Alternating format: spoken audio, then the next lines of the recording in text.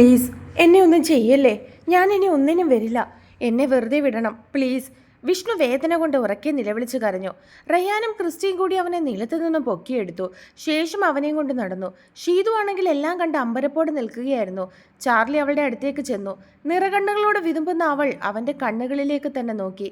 അവൻ അവളുടെ കൈത്തണ്ടയിൽ പിടിച്ച് അവളെ അവൻ്റെ അടുത്തേക്ക് അടുപ്പിച്ചു. ഇവൻ നിന്നെ ഇവിടെ ശല്യം ചെയ്യുന്നുണ്ടായിരുന്നോടി? ഇതിനു മുമ്പ് ഇവൻ ഇങ്ങനെ ശ്രമിച്ചിട്ടുണ്ടോ? അവൻ സംശയത്തോടെ അവളുടെ മുഖത്തേക്ക് നോക്കി ചോദിച്ചു. അവളില്ല എന്നുള്ള അർത്ഥത്തിൽ അവനെ നോക്കി തലയാട്ടി. കള്ളം പറഞ്ഞാൽ അടിച്ച് ഞാൻ പൊട്ടിക്കും, സത്യം പറയടി. അവൻ വീണ്ടും ദേഷ്യത്തോടെ അവളോട് പറഞ്ഞു. ചാർലിച്ചാ, എന്തേ കാണിക്കുന്നത്? എൻ്റെ ചേച്ചിയെ വിട്ടെ. അതും പറഞ്ഞ അവൾ ബലമായി ചാർലിയുടെ കൈകൾ ഷീതുവിൻ്റെ കയ്യിൽ നിന്നും വിടുവിക്കാൻ ശ്രമിച്ചു. അത് കേട്ടതും ഷീതു ഞെട്ടിക്കൊണ്ട് അവളുടെ മുഖത്തേക്ക് നോക്കി. അവൾ എൻ്റെ ചേച്ചി എന്ന് പറഞ്ഞത് കേട്ടിട്ടായിരുന്നു ഷീതു അമ്പരന്ന് പോയത്. ചാർലി അപ്പോഴും അവളെ ദേഷ്യത്തോടെ നോക്കി. അവൻ ആദ്യമായിട്ടല്ല അവളോട് ഇങ്ങനെ പെരുമാറുന്നതെന്നായിരുന്നു ചാർലി ചിന്തിച്ചത്. അതുമാത്രമല്ല, അവൻ്റെ കാര്യം അവരോട് ആരോടും അവൾ മനഃപൂർവ്വം പറയാതിരുന്നത് പോലെയൊക്കെ അവന് തോന്നി. ചാർലി ചായ പൊയ്ക്കേ, ചേച്ചിയോട് ഞാൻ സംസാരിച്ചോളാം, സോണി അവനെ നോക്കി പറഞ്ഞു. ചാർലി അവളെ ദേഷ്യത്തോടെ ഇന്ന് നോക്കിയതിനു ശേഷം അവന്മാരുടെ പുറകെ പോയി. ഷീതു പൊട്ടിക്കരഞ്ഞു. സോണി പെട്ടെന്ന് അവളെ മുറുക്കി കെട്ടിപ്പിടിച്ചു. ഷീതുവും ഒരു ആശ്വാസം പോലെ അവളെ തിരികെയും പുണർന്നിരുന്നു. അവളെ സമാധാനിപ്പിക്കാൻ എന്നുള്ള രീതിയിൽ സോണി അവളുടെ നെറുകയിലൊന്ന് തലോടി. ചേച്ചി. സോണി വിളിച്ചതും ഷീതു സംശയത്തോടെ അവളുടെ മുഖത്തേക്ക് നോക്കി. എന്താ എന്നോട് പറയാഞ്ഞത്? നമ്മൾ രണ്ടുപേരും ഒരേ അമ്മയുടെ മക്കളാണെന്ന്, ഞാൻ ചേച്ചിയുടെ അനിയത്തിയാണെന്ന് സോണി കണ്ണുകൾ നിറച്ചുകൊണ്ട് അവളെ നോക്കി ചോദിച്ചു. എന്നാൽ അത് കേട്ട് ഞെട്ടി നിൽക്കുകയായിരുന്നു ഷീതു. പറയ് ചേച്ചി, സത്യങ്ങളൊക്കെ അറിഞ്ഞിട്ടല്ലേ ചേച്ചി ഇവിടേക്ക് വന്നത്? സത്യം അറിഞ്ഞപ്പോൾ ചേച്ചി എന്തുകൊണ്ട് എന്നെ കാണാൻ വരാഞ്ഞത്? ഞാൻ ചേച്ചിയുടെ അനിയത്തിയല്ലായിരുന്നോ? എന്നെ കാണണമെന്ന് ചേച്ചിക്ക് തോന്നിയില്ല അല്ലേ? അവളൊരു ചെറു പുഞ്ചിരിയോടെ ഷീതുവിനെ നോക്കി ചോദിച്ചു. തോണി മോളെ, ഞാൻ അവൾ എന്തു പറയണമെന്നറിയാതെ തിരികെ നോക്കി. സാരമില്ല, എനിക്ക് മനസ്സിലാകും ചേച്ചി. ഒരുപക്ഷെ ചേച്ചി വന്ന് ഇങ്ങനെയൊക്കെ പറയുമ്പോൾ ഞാനതൊന്നും വിശ്വസിക്കില്ല എന്ന് ചേച്ചി കരുതി കാണും അല്ലേ? അവൾ ചോദിച്ചതും ഷീതു ഒന്നും തന്നെ മിണ്ടിയില്ല. ചേച്ചിക്ക് സംശയം കാണും ഞാൻ എങ്ങനെ ഇതൊക്കെ അറിഞ്ഞതെന്ന്. ഇപ്പോഴും എന്നെ ഇവിടെ കണ്ടതിൻ്റെ ഷോക്ക് ചേച്ചിയിൽ നിന്നും വിട്ടുമാറിയിട്ടില്ലെന്ന് ഈ മുഖം കാണുമ്പോൾ തന്നെ എനിക്കറിയാം. അവൾ ഒരു പുഞ്ചിരിയോടെ ഷീതുവിനോട് പറഞ്ഞു. എൻ്റെ അമ്മയ്ക്ക് ഞാനല്ലാതെ ഒരു മകൾ കൂടി ഉണ്ടായിരുന്നു എന്ന് ഞാൻ അറിഞ്ഞിരുന്നു. റിൻസി ചേച്ചി മരിച്ച സമയം തന്നെ ഞാൻ ആ സത്യം അറിഞ്ഞതാ. പക്ഷേ അത് ചേച്ചി ആയിരിക്കുമെന്ന് ഒരിക്കലും ഞാൻ കരുതിയില്ല. സത്യങ്ങൾ അറിഞ്ഞപ്പോൾ ഞാൻ അമ്മയോട് പറഞ്ഞിരുന്നു എൻ്റെ ചേച്ചി എനിക്ക് കണ്ടെത്തണമെന്ന്. ഒരുപക്ഷെ അമ്മയ്ക്കും അറിയാമായിരുന്നു കാണില്ല ചേച്ചിയാണ് അമ്മയ്ക്കുണ്ടായ മകളെന്ന്.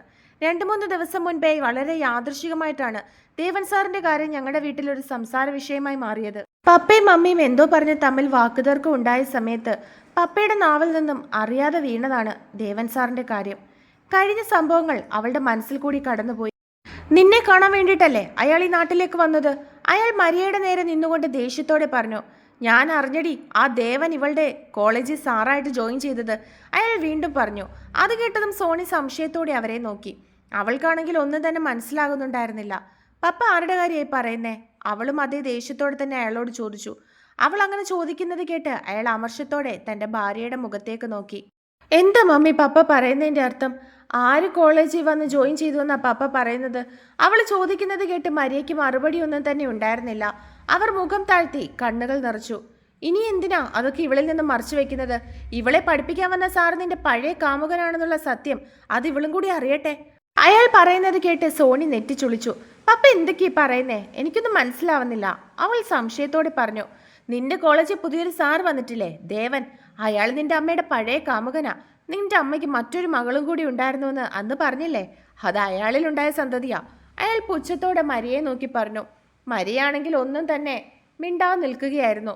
അവർക്ക് കണ്ണുകൾ നിറച്ചു കരയാനല്ലാതെ മറുപടി ഒന്നും തന്നെ ഇല്ലായിരുന്നു.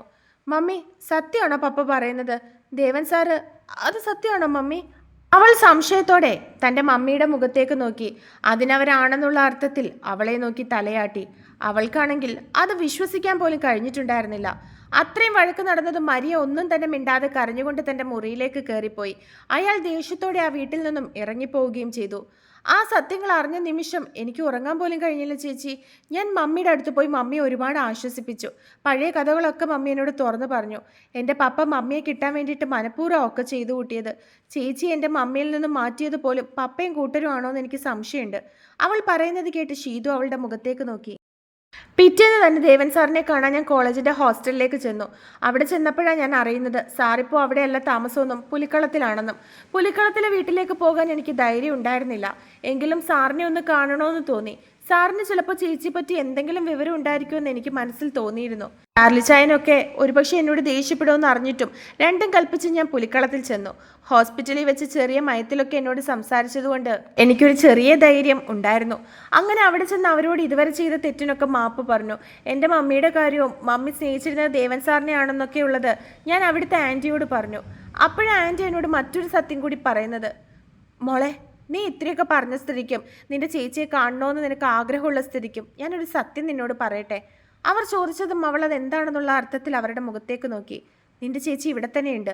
അവർ പറയുന്നത് കേട്ട് അവൾ നെറ്റിച്ചുളിച്ചു. ഷീതു, എൻ്റെ ഷീതുമോളാ നിന്റെ ചേച്ചി. ദേവേട്ടൻ്റെ മകൾ അവളാണ്. അവർ പറഞ്ഞത് കേട്ട് സോണിക്ക് ഒട്ടും തന്നെ വിശ്വസിക്കാൻ കഴിയുന്നുണ്ടായിരുന്നില്ല. ആൻറ്റി, ആൻറ്റി പറയുന്നത് സത്യമാണോ? അതും എന്നെ സമാധാനിപ്പിക്കാൻ വേണ്ടി വെറുതെ കള്ളം പറയുന്നതാണോ? അവൾ വിശ്വസിക്കാൻ കഴിയാത്തതുപോലെ അതിശയത്തോടെ അവരോട് ചോദിച്ചു. ഞാൻ പറയുന്നത് സത്യ മോളെ. അതും പറഞ്ഞ് ആദ്യം മുതൽ ഉണ്ടായ സംഭവങ്ങളും ഇപ്പോൾ അവൾ തറവാട്ടിൽ എത്തി നിൽക്കുന്നത് വരെയുള്ള കാര്യങ്ങൾ അവർ സോണിയോട് പറഞ്ഞു. അവരിൽ നിന്നും സത്യങ്ങളൊക്കെ മനസ്സിലാക്കിയ സോണി അവിടെ ഇരുന്ന് ഒരുപാട് കരഞ്ഞിരുന്നു. ഇതുവരെയും താൻ ഉപദ്രവിച്ചതും ഉപദ്രവിക്കാൻ ശ്രമിച്ചതും ഒക്കെ തൻ്റെ സ്വന്തം കൂടപ്പിറപ്പിനെയാണെന്ന് അവൾക്ക് വിശ്വസിക്കാൻ പോലും കഴിയുന്നുണ്ടായിരുന്നില്ല. അവൾക്ക് സ്വയം വെറുപ്പ് തോന്നി. ഷീതുവിനെ ചേച്ചി എന്ന് വിളിക്കാൻ പോലുള്ള അവകാശം തനിക്കില്ല എന്ന് അവൾക്ക് തോന്നിയിരുന്നു. മോളെ, കരയാതെ, സാരമില്ല. അതും പറഞ്ഞ് ആശ്വസിപ്പിച്ചുകൊണ്ട് ചാർലിയുടെ മമ്മി അവളെ കെട്ടിപ്പിടിച്ചു. ആൻറ്റി, അപ്പോൾ ഞാൻ ഇത്രയും നാൾ ഉപദ്രവിച്ചതും പഴിച്ചതും ശപിച്ചതും ഒക്കെ എൻ്റെ ചേച്ചി തന്നെയായിരുന്നു അല്ലേ? പൊറുക്കാൻ പോലും കഴിയാത്ത തെറ്റല്ലേ ആൻറ്റി ഞാൻ ഇത്രയും നാളും ചെയ്തത്? അവളും കരഞ്ഞുകൊണ്ട് അവരെ കെട്ടിപ്പിടിച്ചു. അതൊന്നും സാരമില്ല മോളെ. ഒന്നും നീ അറിയാതെ ചെയ്തതല്ലേ, അറിഞ്ഞുകൊണ്ടല്ലല്ലോ. അതുമാത്രമല്ല, നിന്നോട് ക്ഷമിക്കാൻ നിന്റെ ചേച്ചിക്ക് കഴിയും. അവൾ എന്നും നിന്നെ സ്വന്തം അനുജത്തിയുടെ സ്ഥാനത്താണ് കണ്ടത്. ഒടുവിൽ സത്യങ്ങൾ മനസ്സിലാക്കിയപ്പോഴും അവൾക്ക് സന്തോഷമായിരുന്നു. നീയാണ് അവളുടെ കുഞ്ഞനുജത്തി എന്ന് അറിഞ്ഞപ്പോൾ, അതുമാത്രമല്ല ഈ ലോകത്ത് അവൾക്ക് അവകാശികളൊക്കെ ഉണ്ടെന്നറിഞ്ഞപ്പോൾ അതൊക്കെ അവൾക്ക് വല്ലാത്ത സന്തോഷമായിരുന്നു. പക്ഷെ അതൊക്കെ നിന്നോട് വന്ന് പറഞ്ഞാൽ നീ ഒരിക്കലും അത് അംഗീകരിക്കില്ല എന്ന് അവൾക്ക് തോന്നി. അതുകൊണ്ടാണ് ഒക്കെ അറിഞ്ഞിട്ടും അവരാരും നിങ്ങളുടെ അടുത്തേക്ക് വരാഞ്ഞത്. അവർ പറഞ്ഞതും അവൾക്കത് ശരിയാണെന്ന് തോന്നി. കാരണം അത്രത്തോളം ഉപദ്രവിച്ചിട്ടുണ്ട് അവളെ. തരം കിട്ടുമ്പോഴൊക്കെ മറ്റുള്ളവരുടെ കൂടെ കൂടി വേദനിപ്പിച്ചിട്ടുണ്ട്. എല്ലാം ഓർത്തതും അവൾക്ക് സ്വയം കുറ്റബോധം തോന്നിയിരുന്നു. അപ്പോൾ തന്നെ ആൻറ്റി ചാർലിച്ചായനെ വിവരം അറിയിച്ചു. അങ്ങനെ ഞങ്ങൾ എല്ലാവരും കൂടി ഇവിടേക്ക് വരാൻ തീരുമാനിച്ചു. വരുമ്പോഴൊരു സർപ്രൈസ് തരണമെന്ന് കരുതിയിട്ടാ ചേച്ചിയോട് നാളെ വരുള്ളൂ എന്ന് കള്ളം പറഞ്ഞത്. ഇവിടേക്ക് വരുമ്പോൾ എന്നെ കാണുമ്പോൾ ചേച്ചി എന്തായാലും ഞെട്ടുമെന്ന് ഞങ്ങൾക്ക് എല്ലാവർക്കും ഉറപ്പായ കാര്യമായിരുന്നു. പക്ഷെ ഇവിടെ വന്നപ്പോൾ ഇങ്ങനെയൊക്കെ സംഭവിക്കുന്ന സ്വപ്നത്തിൽ പോലും കരുതിയിരുന്നില്ല. ആദ്യം എന്നെ വിട്ടിട്ട് പുറകിൽ അവർ വരാനായിരുന്നു തീരുമാനം. എന്നാൽ ഞാനിവിടെ വന്നപ്പോൾ കണ്ടത് അയാൾ ചേച്ചിയെ. അവൾ പറഞ്ഞുകൊണ്ട് ഷീതുവിൻ്റെ കവളിൽ തലോടി. ചേച്ചി ആദ്യമായിട്ടാണോ അയാൾ ഉപദ്രവിക്കാൻ ശ്രമിക്കുന്നത്? അതോ ഇതിനു മുമ്പ് ഇങ്ങനെ ഉണ്ടായിട്ടുണ്ടോ? അവൾ ചോദിക്കുന്നത് കേട്ട് ഷീതു കടയിൽ വെച്ച് അവൻ പിടിച്ചു നിർത്തിയതും പിന്നീട് അവളെ ഓരോ സ്ഥലത്ത് വെച്ച് കാണുമ്പോഴും വല്ലാതെ നോക്കുന്നതൊക്കെ അവളുടെ മനസ്സിൽ കൂടി കടന്നുപോയി. എന്താ ചേച്ചി ഒന്നും മിണ്ടാത്തത്? അവൾ ഒന്നും മിണ്ടാതെ എന്തോ ആലോചിച്ചുകൊണ്ട് നിൽക്കുന്നത് കണ്ടതും സോണി സംശയത്തോടെ അവളെ നോക്കി ചോദിച്ചു. ഇത് ആദ്യത്തെ തവണയാ? ഷീതു അവളെ നോക്കി ഒരു കള്ളം പറഞ്ഞു. ഒരുപക്ഷെ ഇതിനു മുൻപേ നടന്ന കാര്യങ്ങൾ പറഞ്ഞു കഴിഞ്ഞാൽ അവരെല്ലാവരും തന്നെ കുറ്റപ്പെടുത്തുമെന്നും താനതൊക്കെ മനസ്സിൽ വെച്ചുകൊണ്ടിരുന്നതിന് വഴക്കു പറയുമെന്നും അവൾക്ക് തോന്നിയിരുന്നു. സാരമില്ല, എന്തായാലും കറക്റ്റ് സമയം തന്നെ ഞങ്ങൾക്ക് ഇവിടേക്ക് വരാൻ തോന്നിയല്ലോ. ചിലപ്പോൾ മുകളിലിരിക്കുന്ന നമ്മുടെ മാതാവായിരിക്കും ഞങ്ങളെ ഇവിടേക്ക് പറഞ്ഞയച്ചത്.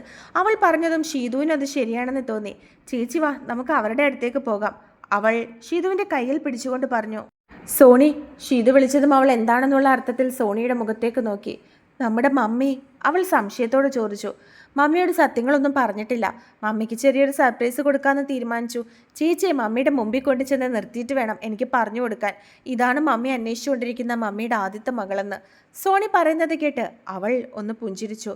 പക്ഷെ മോളെ, നിന്റെ പപ്പ? അവൾ വീണ്ടും സംശയത്തോടെ നോക്കി. പപ്പയെക്കുറിച്ച് ഓർത്ത് ചേച്ചി വിഷമിക്കേണ്ട. പപ്പയെ ഞാൻ കാര്യങ്ങളൊക്കെ പറഞ്ഞ് മനസ്സിലാക്കിക്കോളാം.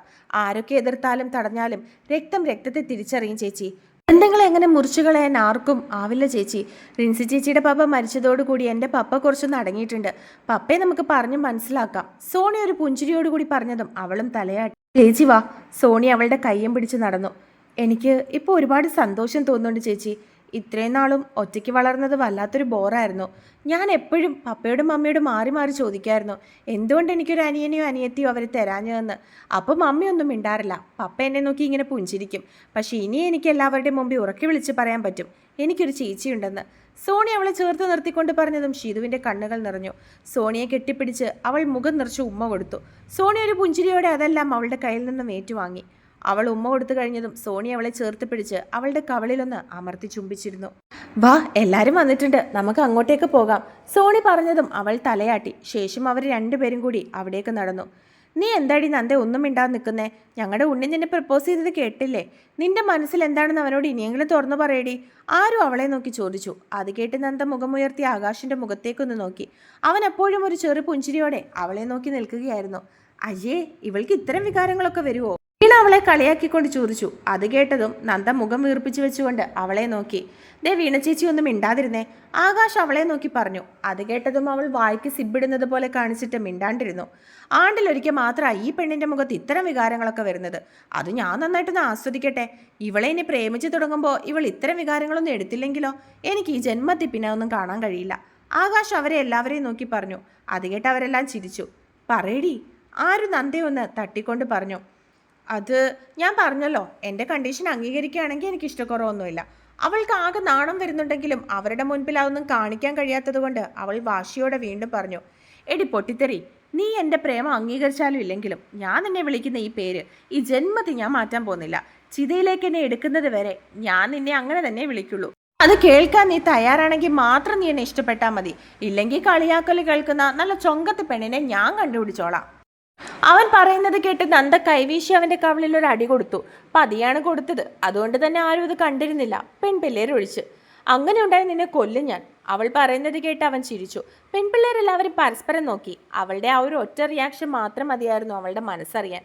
അവരെല്ലാവരും സന്തോഷത്തോടെ അങ്ങനെ ചിരിച്ചു കളിച്ച് വർത്തമാനം പറഞ്ഞുകൊണ്ടിരിക്കുമ്പോഴാണ് ചക്ക വെട്ടിയിട്ടതുപോലെ ആരോ വന്ന് അവരുടെ മുൻപിലേക്ക് വീണത്. അവിടെ കൂടിയിരുന്ന എല്ലാവരും ഞെട്ടിപ്പോയി. എല്ലാവരും താഴേക്ക് നോക്കിയപ്പോഴുണ്ട് നിലത്ത് കിടക്കുകയാണ് വിഷ്ണു. അവന്റെ മുൻപിലായി ഒരുപോലെ മുണ്ടുമടക്കി കുത്തിക്കൊണ്ട് 3 പുലികളും. ഗോവിന്ദനും വാസുദേവനും ദേവനും മുത്തശ്ശിയും അമ്മമാരും ഒക്കെ തന്നെ അവിടെ ഉണ്ടായിരുന്നു. എല്ലാവരും ഒരുപോലെ ഞെട്ടി താഴേക്ക് നോക്കി നിന്നു. ആർക്കും എന്താണ് കാര്യമൊന്നും മനസ്സിലായില്ല. വിഷ്ണു ആണെങ്കിൽ അടികൊണ്ടൊരു പരുവായിരുന്നു. ശബ്ദം കേട്ട ആളുകളെ വകഞ്ഞു മാറ്റി മുൻപിലേക്ക് വന്ന് നോക്കിയ സനൂഷ നിലത്ത് തവിട് പൊടിയായി കിടക്കുന്ന വിഷ്ണുവിനെ കണ്ട് അവൾ അന്താളിച്ചു പോയി. ഒപ്പം അവന്റെ മുൻപിൽ നിൽക്കുന്ന 3 ആൺപിള്ളേരെ കണ്ട് അവൾ അതിശയത്തോടെ നോക്കി നിന്നു.